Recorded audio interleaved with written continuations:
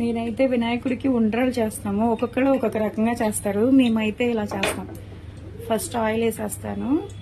Oil వేసిన తర్వాత దీంట్లో ఎసరు పోస్తాను అనమాట. తర్వాత రవ్వ వేసి పచ్చిశనగపప్పు కూడా వేసేయాలి.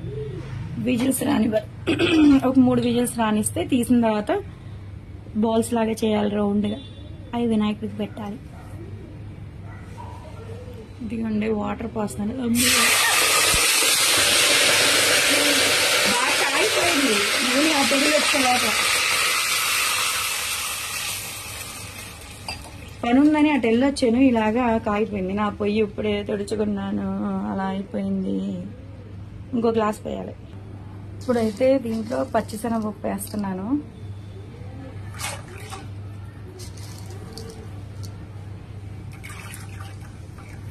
చాలండి, మళ్ళీ ఎక్కువ పచ్చిశనగపప్పు అయిపోతుంది. ఓకే, అంతే. దీంట్లో కొంచెం సాల్ట్ వేసి రవ్వ వేయాలి.